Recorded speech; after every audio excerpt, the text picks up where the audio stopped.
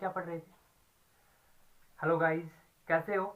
मेरा नाम मनीष शर्मा और आप देख रहे हैं एम स्टडी यूट्यूब चैनल। आज करेंगे हम अपने टॉपिक की बात जो पहले चल रहा था। उससे पहले मैं आपको एक बात बताना चाहूँगा कि ये जो अपना चैनल है वो हर प्रकार की कंपटीशन एग्ज़ाम की तैयारी करवाता है, ठीक है।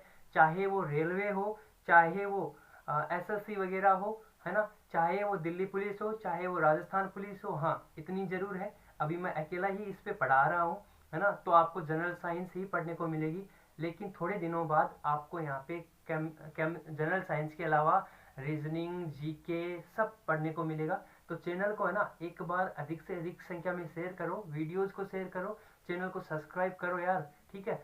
उसके बाद हम अपने लाइव क्लासेस स्टार्ट कर देंगे, ठीक है।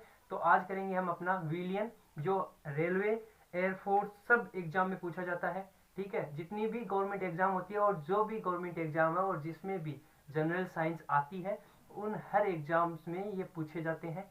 तो आज करेंगे हम अपना सॉल्यूशन, और सॉल्यूशन में अपन ने कहाँ तक पढ़ लिया था कि सॉल्यूशन, है ना। तो देखिए अपन सॉल्यूशन की बात करते हैं।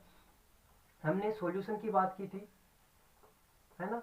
और हिंदी में बोलते हैं क्या भाई इसको, विलियन। सबको पता है ये चीज, ठीक है।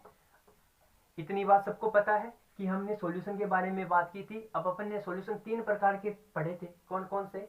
अपन ने सॉल्यूशन तीन टाइप से होने बनते हैं, ये चीज पढ़ी थी। कौन सी। एक होती है द्रव्य का ठोस, है ना, कि ठोस क्या होता है जब द्रव्य में मिलता हो। दूसरा क्या, गैस द्रव्य में मिलती हो, है ना। और तीसरा क्या, द्रव्य द्रव्य में मिलता हो, है ना। अपन ने पहला और तीसरा तो पढ़ लिया था, ठीक है। अपन ने क्या किया, पहला और तीसरा तो पढ़ लिया था। अपना कौन सा था, गैस का द्रव्य में विलयन, है ना, कि भाई गैस को द्रव्य में कैसे मिलाते हैं या कैसे, है ना। हाँ, तो देखिएगा आज अपन बात करते हैं किसकी, द्रव्य गैस का, किसका, गैस का द्रव्य में विलयन, है ना, कि भाई गैस है ना वो द्रव्य में कैसे मिलती है, ठीक है। क्या गैस है वो द्रव्य में कैसे मिलती है ना। तो देखिएगा इसके लिए अपन एक इंपॉर्टेंट नियम है जिसको बोलते हैं हेनरी का नियम। किसका नियम, हेनरी, हेनरी का नियम, ठीक है। अपन किसके बारे में पढ़ेंगे आज, केवल और केवल हेनरी के नियम के बारे में पढ़ेंगे। इतनी बात सबको समझ में आई। मेरे हिसाब से यहाँ तक किसी भाई को कोई प्रॉब्लम नहीं होनी चाहिए, ठीक है। अब देखिए हेनरी का नियम क्या बोलता है। हेनरी का नियम बोलता है कि भाई मान लो क्या है, कोई गैस है।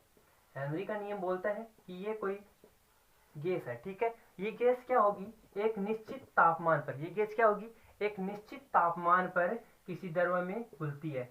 अब किस में घुलेगी, एक निश्चित तापमान पर। तो तापमान को अपन टेम्परेचर बोलते हैं, टी लिख दिया, और क्या निश्चित तापमान पे, है ना। ये लीजिए निश्चित कर दिया, है ना। क्या बोल रहा है, जब कोई गैस है वो द्रव्य में क्या करती है, निश्चित तापमान पर घुलती है ना। तो घुलती है तो उस गैस के जो मोल अंश है, गैस के क्या मोल अंश, सबको दिखाई दे रहा होगा, गैस के क्या मोल अंश, मेरी बात गौर से सुनना, गैस के क्या मोल अंश। अब आपको पता है मोल अंश को किससे अपन लिखते हैं, अक्स से, है ना। तो गैस के मोल अंश है ना वो किसके समानुपाती होते हैं, गैस के द्वारा लगाए गए दाब, है ना। किसके द्वारा लगाए गए दाब, गैस के द्वारा लगाए गए दाब। और दाब क्या बोलते हैं अपन, पी, गैस के द्वारा लगाए गए दाब पी के बराबर होते हैं या पी के समानुपाती होता है ना। तो फॉर्मूला क्या निकल के आएगा, देखिएगा, पी समानुपाती अक्स, ठीक है। और जब अपन इस समानुपाती के निशान को यहाँ से हटाते हैं, रिमूव करते हैं ना, तो अपने पास क्या आएगा, पी समानुपाती अक्स आ गया। अब देखिए इस जब पी समानुपाती के निशान को यहाँ से अपन हटाते हैं ना, तो अपने पास क्या आता है, देखिए अपने पास आता है पी इज इक्वल टू के एच अक्स। क्या आता है भाई, के एच अक्स। इतनी बात सबको समझ में आई। अब यहाँ पे कुछ लोग पूछेंगे के एच क्या है ना। तो बता देता हूँ, के एच है वो है क्या, हेनरी स्थिरांक। क्या है भाई, हेनरी स्थिरांक। क्या है, हेनरी स्थिरांक, ठीक है। इतनी बात सबको समझ में आई। क्या है, के एच, यहाँ पे हेनरी स्थिरांक है, ठीक है।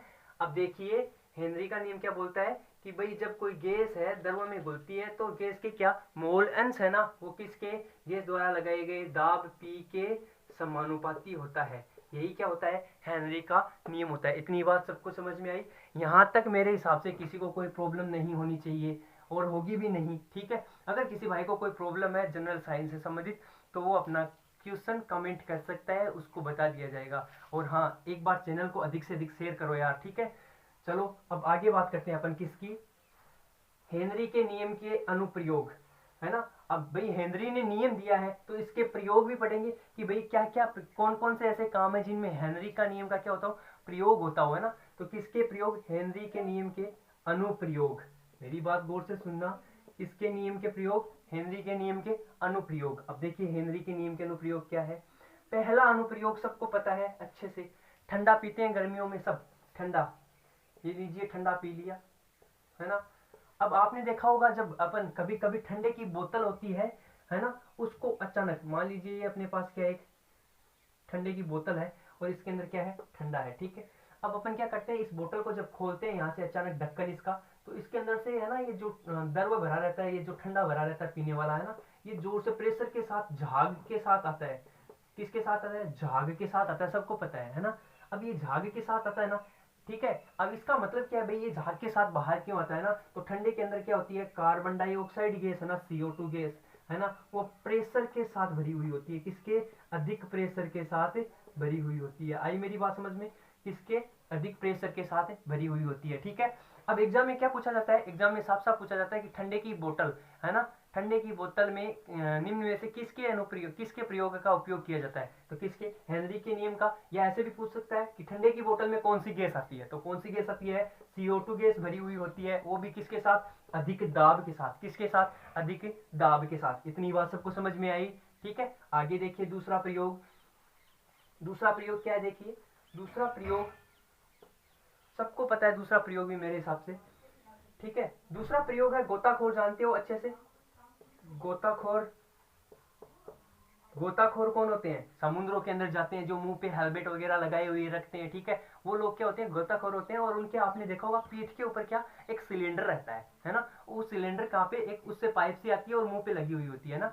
अब उससे क्या होता है, उनको श्वसन क्रिया होती है ना। तो जब गोताखोर पानी के अंदर जाते हैं ना, समुद्र में, ये मान लीजिए क्या है अपने पास, समुद्र है, ठीक है, इतना ही बना सकते हैं, ज्यादा बड़ा नहीं बना सकते, ठीक है।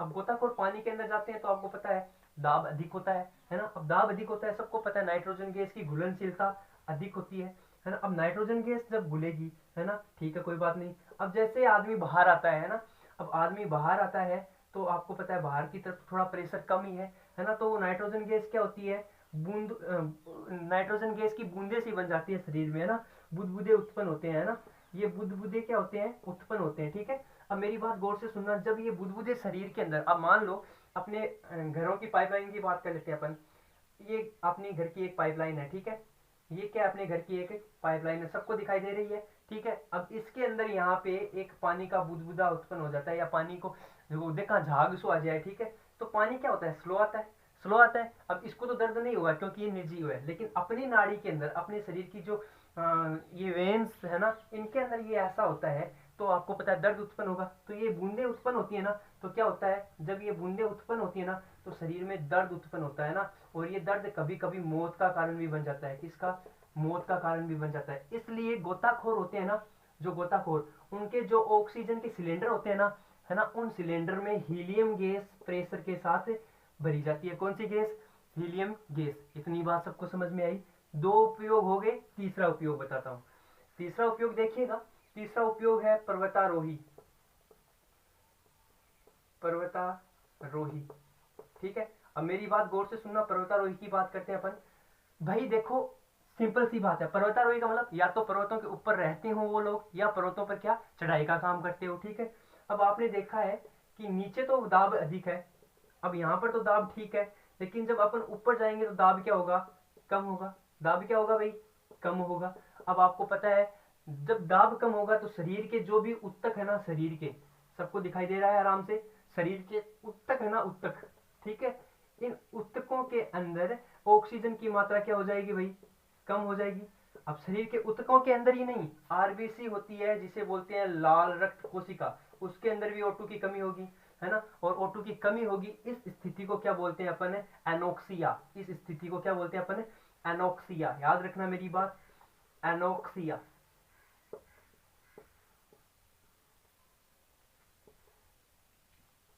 आई बात समझ में, क्या बोलते हैं, एनोक्सिया, ठीक है। तो एनोक्सिया किसे कहते हैं, जब पर्वतारोही या पर्वतों पर रहने वाले लोगों के अंदर क्या उत्तक और जो आरबीसीज होती हैं उनके अंदर क्या उसको बोलते हैं उसके अंदर क्या ऑक्सीजन गैस की कमी होना, है ना। तो उस स्थिति को क्या बोलते हैं अपन, एनोक्सिया बोलते हैं। क्या बोलते हैं, एनोक्सिया। आ गई बात समझ में। अब चलो हेनरी का नियम कंप्लीट हुआ, ठीक है। इसके बाद अपन बात करते हैं भाई, जब कोई गैस द्रव के अंदर घुलती है ना, तो उसके ऊपर ताप का क्या प्रभाव पड़ता है। ताप और दाब का क्या प्रभाव पड़ता है, ये दोनों चीजें बहुत इंपॉर्टेंट है।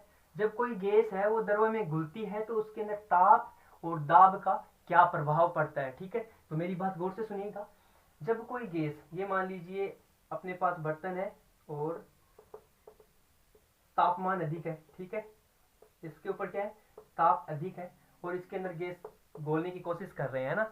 अब आपको पता है जब गैस को ताप लगेगा तो गैस के कण तो ऐसे ही दूर दूर होते हैं, और अधिक ताप लगेगा तो वो क्या हो जाएंगे, और दूर दूर हो जाएंगे, इनके बीच की दूरी क्या हो जाएगी, बढ़ जाएगी। तो इसका मतलब क्या, कि जब गैस होती है ना, गैस उसको द्रव के अंदर घोलते हैं ना अपन, गैस को जब द्रव में घोलते हैं ना, है ना, तो क्या होता है, ताप बढ़ने के साथ उसकी विलेयता क्या होती है, घोलने को क्या बोलते हैं अपन, विलेयता बोलते हैं। विलेयता क्या होती है भाई, कम होती है। क्या होती है, विलेयता कम होती है। मेरी बात सबको समझ में आई।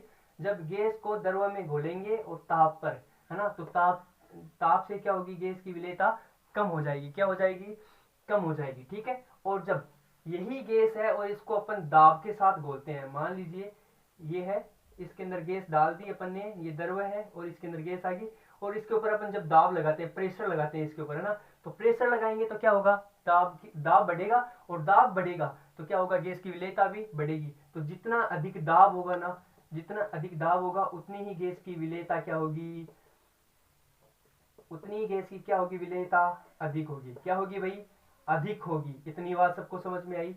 आज का अपना सॉल्यूशन का टॉपिक आज कंप्लीट हुआ है 4 क्लासों में जाके। क्या हुआ, अपना सॉल्यूशन का टॉपिक आज 4 क्लासों के बाद अपना सॉल्यूशन का टॉपिक खत्म हुआ है। अब अपन आगे और टॉपिक्स की बात करेंगे। दोस्तों वीडियो को शेयर कर देना और इतने लोगों को ले आओ कि पढ़ने में मजा आ जाए और लाइव क्लासें स्टार्ट कर दें, ठीक है। तो चलिए आज इतना ही, कल आते हैं वही टाइम वही जगह, ठीक है।